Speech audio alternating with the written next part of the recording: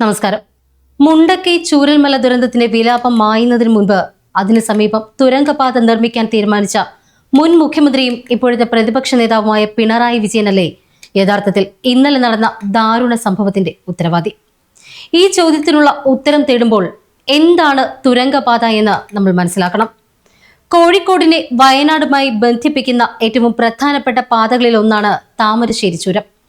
സ്ഥിതി ചെയ്യുന്നത് കോഴിക്കോട് ജില്ലയിലാണ് എങ്കിലും വയനാട് ചുരം എന്നതാണ് പൊതുവിൽ അറിയപ്പെടുക. വയനാടിനെ കോഴിക്കോടുമായി ബന്ധിപ്പിക്കുന്ന മലമ്പാത എന്നതിനപ്പുറം മൈസൂരിലേക്കും ബാംഗ്ലൂരിലേക്കുമുള്ള അന്തർ സംസ്ഥാന പാത കൂടിയാണ് ഇന്ന് താമരശ്ശേരി ചുരം. താമരശ്ശേരി അടിവാരത്ത് നിന്നും തുടങ്ങി വയനാട് ലക്കിടിയിൽ അവസാനിക്കുന്ന ചുരത്തിൽ 9 ഹെയർപിൻ വളവുകളാണ് ഉള്ളത്. 12 കിലോമീറ്ററാണ് അടിവാരം മുതൽ ലക്കിടി വരെയുള്ള ദൂരം.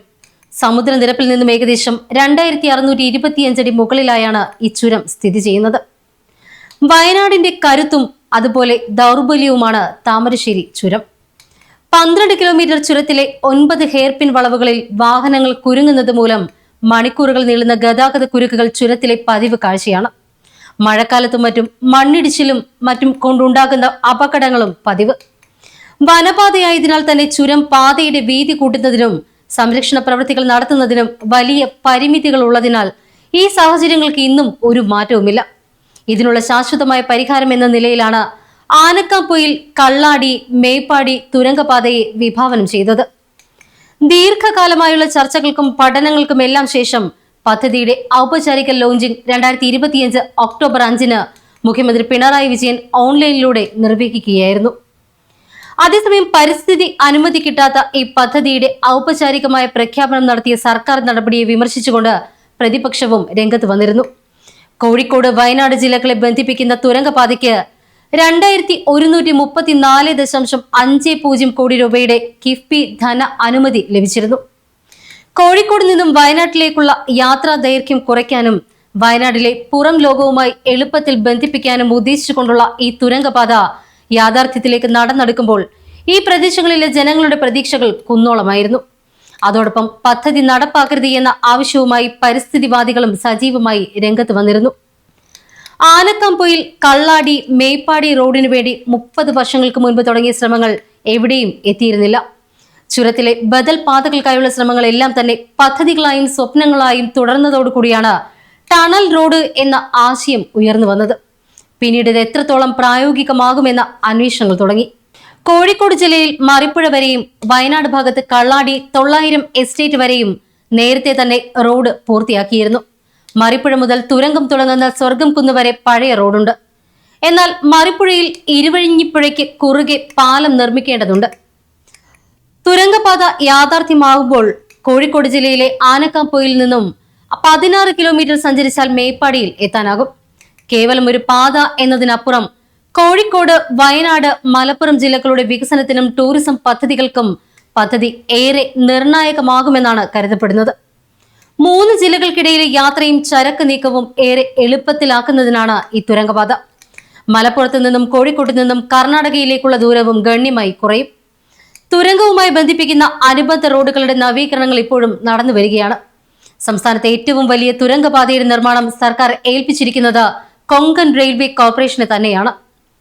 വനഭൂമി നഷ്ടപ്പെടുത്താതെയും ഒരു മരം പോലും മുറിക്കാതെയും തുരങ്കപാത യാഥാർത്ഥ്യമാക്കാനാകുമെന്ന് മുൻ സർക്കാരിന്റെ കാലത്ത് പ്രാഥമിക പഠനം നടത്തിയ ടണലിംഗ് സർവേ ഏജൻസിയായ റൂബി സോഫ്റ്റ് കണ്ടെത്തിയിരുന്നു. പിണറായി സർക്കാർ ആദ്യ ബജറ്റിൽ തന്നെ 20 കോടി രൂപ പ്രാഥമിക നടപടികൾക്ക് അനുവദിച്ചു. പാതയുടെ വിശദമായ പദ്ധതി രേഖ തയ്യാറാക്കലും നിർമ്മാണവും 2 വർഷം മുൻപാണ് സർക്കാർ കൊങ്കൺ റെയിൽവേ കോർപ്പറേഷനെ ഏൽപ്പിച്ചത്. അവർ പാതയുടെ അലൈൻമെന്റ് തയ്യാറാക്കി. 6 മാസത്തിലേറെ കാലം കൊങ്കൺ റെയിൽവേ കോർപ്പറേഷൻ അധികൃതർ ആനക്കാംപൊയിലും കള്ളാടിയിലും ക്യാമ്പ് ചെയ്ത് നടത്തിയ പരിശോധനകൾക്കും പഠനങ്ങൾക്കും ഒടുവിലാണ് ഈ പദ്ധതിയുടെ വിശദമായ പദ്ധതി രേഖ തയ്യാറാക്കിയത്. ഇത് പൊതുമരാമത്ത് വകുപ്പ് അംഗീകരിച്ചതോടുകൂടിയാണ് ഇതിനുള്ള ഭരണ അനുമതി ലഭിച്ചത്. പദ്ധതിയുടെ ചിലവിനെ കുറിച്ചാണ് കൊങ്കൺ അധികൃതർ തയ്യാറാക്കിയ CPR പ്രധാനമായും പറയുന്നത്. പ്രാഥമികമായി കിഫ്ബി സഹായത്തോടെ 658 കോടി രൂപയാണ് ഈ പദ്ധതിക്കായി സർക്കാർ വകയിരുത്തിയിരുന്നത്. എങ്കിലും പദ്ധതി പൂർത്തിയാക്കാൻ ഇതിന്റെ 3 ഇരട്ടി തുകയെങ്കിലും വേണ്ടി വരുമെന്നതാണ് DPR പറയുന്നത്. കിഫ്ബിയിൽ നിന്നും 658 കോടി രൂപ അനുവദിച്ചുകൊണ്ട് മെയ്യിൽ പദ്ധതിക്ക് ഭരണാനുമതി നൽകിയിരുന്നു. ഇതിന് പിന്നാലെയാണ് 100 ദിന പദ്ധതിയിൽ ഉൾപ്പെടുത്തിയത്. പിന്നീട് 2134.50 കോടി രൂപയുടെ കിഫ്ബി ധനാനുമതിയും ലഭിച്ചു. കോഴിക്കോട് ജില്ലയിലെ ആനക്കാംപൊയിൽ മറിപ്പുഴയിൽ നിന്ന് തുടങ്ങി വയനാട്ടിലെ മേപ്പാടി കള്ളാടിയിൽ അവസാനിക്കുന്നതായിരുന്നു ഈ പാത. ഇതിൽ കോടഞ്ചേരി പഞ്ചായത്തിലെ സ്വർഗം കുന്നിലും കള്ളാടിക്കുമിടയിൽ വനത്തിലൂടെ കടന്നു പോകുന്ന 7 കിലോമീറ്റർ ദൂരത്തിലാണ് തുരങ്കം നിർമ്മിക്കേണ്ടി വരിക. പാത യാഥാർത്ഥ്യമാക്കുന്നതിന് ഒട്ടേറെ കടമ്പകളും സർക്കാരിന്റെ മുന്നിലുണ്ടായിരുന്നു. വനഭൂമി ഏറ്റെടുക്കേണ്ടതില്ലെങ്കിലും കേന്ദ്ര വനം പരിസ്ഥിതി മന്ത്രാലയത്തിന്റെ അനുമതി ആവശ്യമാണ്. ഇപ്പോൾ നടപടികൾ കൊങ്കൺ റെയിൽവേ കോർപ്പറേഷൻ തന്നെ പൂർത്തിയാക്കണമെന്നതായിരുന്നു ധാരണ. പാരിസ്ഥിതിക അനുമതിയുടെ ഭാഗമായി പൊതു ഇടങ്ങളിൽ ഹിയറിംഗ് നടത്തി പൊതുജനത്തിന്റെയും അനുമതി നേടേണ്ടതുണ്ട്. 2132 ചതുരശ്ര കിലോമീറ്റർ വിസ്തൃതിയുള്ള 1/3 വനഭൂമിയുള്ള കേരളത്തിലെ ആദിവാസി ജനസംഖ്യയുടെ 31% അധിവസിക്കുന്ന വയനാട് ജില്ലയുടെ സ്വപ്ന പദ്ധതിയാണ് ഈ തുരങ്കപാത. തുരങ്കപാത യാഥാർത്ഥ്യമായാൽ നിലവിൽ തങ്ങൾ അനുഭവിക്കുന്ന നിരവധി ദുരിതങ്ങൾ പരിഹരിക്കപ്പെടുമെന്ന് വയനാട്ടുകാർ വിശ്വസിച്ചു. എല്ലാ തരത്തിലുമുള്ള വികസന പ്രവർത്തനങ്ങൾക്കും വെല്ലുവിളിയായി തുടരുന്ന ഭൂമിശാസ്ത്രപരമായ പരിമിതികൾ മറികടക്കാനാകുമെന്നും ഇതിലൂടെ കൂടുതൽ വികസനവും മെച്ചപ്പെട്ട ജീവിത സാഹചര്യങ്ങളും വയനാട്ടിലേക്ക് എത്തുമെന്നും വിലയിരുത്തപ്പെട്ടു.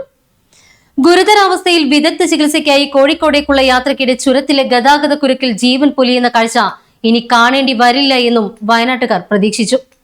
തുരങ്കപാതയ്ക്കെതിരെ കടുത്ത എതിർപ്പുമായി പരിസ്ഥിതിവാദികളും രംഗത്ത് വന്നു.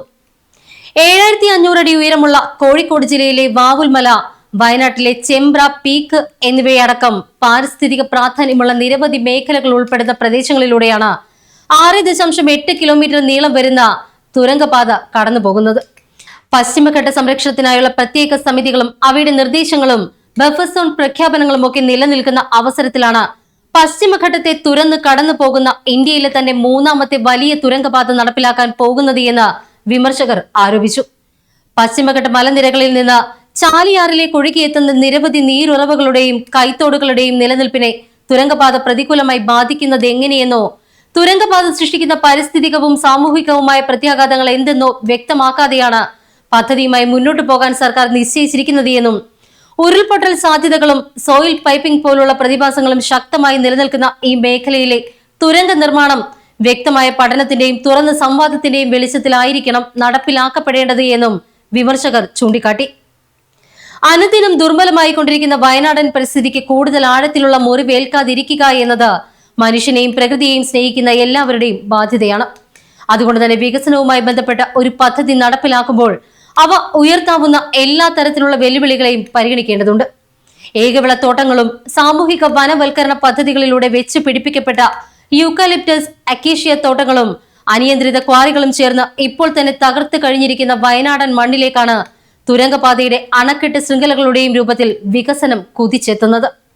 വികസനത്തിന് തടയിടാൻ ആരെയും അനുവദിക്കില്ല എന്ന് മുഖ്യമന്ത്രിയായിരുന്ന പിണറായി വിജയൻ അന്ന് പദ്ധതി ഉദ്ഘാടന വേളയിൽ തന്നെ വ്യക്തമാക്കിയിരുന്നതാണ്. അതേസമയം ഒരു ജനതയുടെ പാരിസ്ഥിതിക സുസ്ഥിരതയ്ക്ക് തടയിടാൻ, പരിസ്ഥിതിക്ക് മേൽ ദീർഘകാല പ്രത്യാഘാതങ്ങൾ സൃഷ്ടിക്കുന്ന പദ്ധതികൾ നിശ്ചയിക്കാൻ 5 കൊല്ലം മാത്രം അധികാര കാലയളവുള്ള ഒരു മന്ത്രിസഭയ്ക്ക് എന്ത് അധികാരമാണുള്ളത് എന്ന കാലാനുസൃത ചോദ്യം ഉയർത്തപ്പെടേണ്ടതും അനിവാര്യമായിരുന്നു. കാരണം ഉരുൾപൊട്ടൽ സാധ്യതകളും സോയിൽ പൈപ്പിംഗ് പോലുള്ള പ്രതിഭാസങ്ങളും ശക്തമായി നിലനിൽക്കുന്ന ഈ മേഖലയിലെ തുരങ്ക നിർമ്മാണം വ്യക്തമായ പഠനത്തിന്റെയും തുറന്ന സംവാദത്തിന്റെയും വെളിച്ചത്തിലായിരിക്കണം നടപ്പാക്കേണ്ടിയിരുന്നത്. നിർഭാഗ്യവശാൽ അത്തരം നടപടികൾ ഒന്നും തന്നെ സർക്കാരിന്റെ ഭാഗത്തു നിന്ന് ഉണ്ടാകില്ല എന്നതും വസ്തുതയാണ്. പൊതുവെ ഉപരിതല ഗതാഗതം അപ്രായോഗികമായ സാഹചര്യങ്ങളിലാണ് തുരങ്കങ്ങൾ നിർമ്മിക്കുക. കുന്നുകളും മലകളും പാറക്കെട്ടുകളും നിറഞ്ഞ പ്രദേശങ്ങളിൽ സാധാരണ രീതിയിലുള്ള ഗതാഗത സമ്പ്രദായം ലാഭകരമല്ല. ഇത്തരം സാഹചര്യങ്ങളിലും അണക്കെട്ടുകളിലേക്ക് വെള്ളം തിരിച്ചുവിടേണ്ട സന്ദർഭങ്ങളിലും ഖനന ആവശ്യാർത്ഥവുമല്ല എന്നാണ് തുരങ്കങ്ങൾ നിർമ്മിക്കുന്നത്. പർവ്വതങ്ങൾ, തിരക്കേറിയ നഗരങ്ങൾ, സമുദ്രം എന്നിവയ്ക്കിടയിലൂടെയുള്ള തുരങ്കങ്ങൾ നിർമ്മിക്കാറുണ്ട്. പരിസ്ഥിതി നാശമായാണ് തുരങ്ക നിർമ്മാണങ്ങൾക്കെതിരെ എല്ലാ കാലത്തും ഉയർന്നിട്ടുള്ള പ്രധാന വിമർശനം. തുരങ്കപാതകൾ പൂർത്തീകരിക്കാനുള്ള ഭാരിച്ച ചിലവുകളും വിമർശകർ ഉയർത്തിക്കാട്ടാറുണ്ട്. നിർമ്മാണ സമയത്തും തുടർന്നുള്ള അപകട സാധ്യതകളും പരിപാലനത്തിലുള്ള ബുദ്ധിമുട്ടുകളും എല്ലാം തന്നെ തുരങ്കപാതകൾക്കുള്ള വെല്ലുവിളികളാണ്. പക്ഷേ സാധാരണ രീതികൾ അപ്രായോഗികമായ സാഹചര്യങ്ങളിൽ ഇത്തരം പാതകൾ യാഥാർത്ഥ്യമായാലുള്ള ദീർഘകാലത്തെ നേട്ടങ്ങളും മെച്ചങ്ങളുമാണ് തുരങ്കപാതകളെ അനുകൂലിക്കുന്നവർ ചൂണ്ടിക്കാട്ടാറുള്ളത്. വികസ്വര രാജ്യങ്ങൾ വർഷങ്ങൾക്ക് മുൻപേ തന്നെ വിജയകരമായി നടപ്പിലാക്കിയ വൻകിട തുരങ്ക പദ്ധതികൾ കൂടിയാണ് ഇത്തരം വിമർശനങ്ങൾക്കുള്ള മറുപടികൾ എന്നാണ് ഇവരുടെ പക്ഷം. ഇത്തരം പദ്ധതികൾ നടപ്പാക്കിയതിലൂടെ ആ പ്രദേശങ്ങൾക്കുണ്ടായ ദീർഘകാലത്തെ സാമ്പത്തിക വികസന പാരിസ്ഥിതിക നേട്ടങ്ങൾ വിലയിരുത്തുമ്പോൾ വിമർശനങ്ങൾക്ക് പ്രസക്തിയില്ല എന്നും തുരങ്കപാതകളെ പിന്തുണയ്ക്കുന്നവർ വ്യക്തമാക്കി. ലോകത്തിലെ ഏറ്റവും നീളമുള്ള റെയിൽ തുരങ്കം സ്വിറ്റ്സർലൻഡിലെ ഗൊട്ടാർഡ് ബേസ് ടണലാണ്. 57 കിലോമീറ്ററാണ് ഇതിന്റെ നീളം. 14 വർഷം എടുത്തുകൊണ്ടാണ് ഈ തുരങ്കം പൂർത്തിയാക്കിയത്. ജപ്പാനിലെ സെയ്ക്കൻ ടണലും റെയിൽ തുരങ്കങ്ങളിൽ 2ാം സ്ഥാനത്താണ്. നോർവേയിലെ ലേഡൽ ടണലാണ് ലോകത്തിലെ ഏറ്റവും നീളമുള്ള റോഡ് തുരങ്കം. ജമ്മു കാശ്മീരിലെ പിർ പാഞ്ചാൽ ടണലാണ് ഇന്ത്യയിലെ ഏറ്റവും നീളമുള്ള ഗതാഗത തുരങ്കം. റെയിൽ തുരങ്കമായ ഇതിന്റെ നീളം 11 കിലോമീറ്ററാണ്. ജമ്മു കാശ്മീരിലെ ചെനാനിയിൽ തുടങ്ങുന്ന ഡോക്ടർ ശ്യാമപ്രസാദ് മുഖർജി ടണലാണ് ഏറ്റവും നീളം കൂടിയ റോഡ് തുരങ്കം. ഹിമാചൽ പ്രദേശിലെ ഡോത്താറിലുള്ള അടൽ തുരങ്കമാണ് റോഡ് തുരങ്കങ്ങളിൽ നീളത്തിൽ 2ാമൻ. 9.02 കിലോമീറ്ററാണ് ഇതിന്റെ നീളം. 10,000 അടി ഉയരത്തിന് മുകളിൽ സ്ഥിതി ചെയ്യുന്ന ലോകത്തിലെ ഏറ്റവും നീളം കൂടിയ ഹൈവേ തുരങ്കപാത കൂടിയാണ് അടൽ ടണൽ. വയനാട് തുരങ്കപാതയുടെ പാരിസ്ഥിതിക അനുമതി ചോദ്യം ചെയ്യുന്ന ഹർജികൾ സുപ്രീം കോടതി തള്ളുകയുണ്ടായി. ഉയർന്ന ജനസാന്ദ്രതയും ഭൂമി ഏറ്റെടുക്കാനുള്ള പ്രയാസവും കാരണം റോഡിൽ ഗതാഗത കുരുക്ക് അനുഭവപ്പെടുന്ന കേരളത്തിലെ ജനങ്ങൾക്ക് പൊതുജീവനേക്കുന്ന ദേശീയ പ്രാധാന്യമുള്ള പദ്ധതിയാണ് ഇത് എന്ന് സുപ്രീം കോടതി പറഞ്ഞിരുന്നു. പദ്ധതിയുടെ പാരിസ്ഥിതിക ആശങ്കകൾ വിദഗ്ധർ പരിഗണിച്ചതാണ്. നിർമ്മാണത്തിൽ പാരിസ്ഥിതിക മാനദണ്ഡങ്ങൾ പാലിക്കപ്പെടുന്നില്ല എങ്കിൽ ഹർജിക്കാർക്ക് ദേശീയ ഹരിത ട്രിബ്യൂണലിനെ സമീപിക്കാമെന്നും സുപ്രീം കോടതി വ്യക്തമാക്കി. താമരശ്ശേരി ചുരത്തിന് ബദൽ പാതയാകുന്ന പദ്ധതിയിലെ പാരിസ്ഥിതിക അനുമതി റദ്ദാക്കണം എന്ന ആവശ്യം ഹൈക്കോടതി തള്ളിയതിനെതിരെ വയനാട് പ്രകൃതി സംരക്ഷണ സമിതിയാണ് സുപ്രീം കോടതിയെ അന്ന് സമീപിച്ചത്. ഉരുൾപൊട്ടലിന് സാധ്യതയുള്ള അതിപരിസ്ഥിതി ലോല മേഖലയാണ് വയനാട് എന്ന് ഹർജിക്കാർക്കായി മുതിർന്ന അഭിഭാഷകൻ ശ്യാം ദിവാൻ ചൂണ്ടിക്കാട്ടി. എന്നാൽ അക്കാര്യങ്ങൾ എഞ്ചിനീയർമാർ പരിഗണിക്കുമെന്നും തുരങ്കപാത പലയിടത്തും നിർമ്മിക്കുന്നുണ്ട് എന്നും ചീഫ് ജസ്റ്റിസ് സൂര്യകാന്ത് അധ്യക്ഷനായ ബെഞ്ച് പറഞ്ഞു. കോടതി ഇടപെടുന്നത് പദ്ധതി വൈകിക്കാൻ മാത്രമേ ഉപകരിക്കൂ എന്നും അദ്ദേഹം വ്യക്തമാക്കി. ഏതെങ്കിലും മാനദണ്ഡങ്ങൾ ലംഘിക്കപ്പെടുകയാണ് എങ്കിൽ ഹർജിക്കാർക്ക് ട്രിബ്യൂണലിനെ സമീപിക്കാമെന്ന് ഹൈക്കോടതി വ്യക്തമാക്കിയ സാഹചര്യത്തിൽ തങ്ങളുടെ ഇടപെടൽ ആവശ്യമില്ല എന്ന് സുപ്രീം കോടതി പറഞ്ഞു. തങ്ങളുടെ ഭാഗം കൂടി കേൾക്കാതെ ഉത്തരവിറക്കരുത് എന്നാവശ്യപ്പെട്ടുകൊണ്ട് സംസ്ഥാന സർക്കാർ സുപ്രീം കോടതിയിൽ തടസ്സ ഹർജിയും നൽകിയിരുന്നു. എന്നാൽ ഹർജിക്കാരുടെ വാദങ്ങൾ എല്ലാം തന്നെ തള്ളിയതോടുകൂടി സർക്കാരിന് പ്രത്യേകിച്ച് ഒന്നും പറയേണ്ടി വന്നില്ല. 400 പേർ ഉരുൾപൊട്ടലിൽ മരിച്ച പരിസ്ഥിതി ലോല മേഖലയിലാണ് വയനാട് തുരങ്കപാത എന്ന് ഹർജിക്കാർ സുപ്രീം കോടതിയിൽ പറഞ്ഞു. അക്കാര്യങ്ങൾ ശാസ്ത്രജ്ഞരും എഞ്ചിനീയർമാരും നോക്കിക്കൊള്ളുമെന്ന് അന്ന് സുപ്രീം കോടതി പറഞ്ഞു.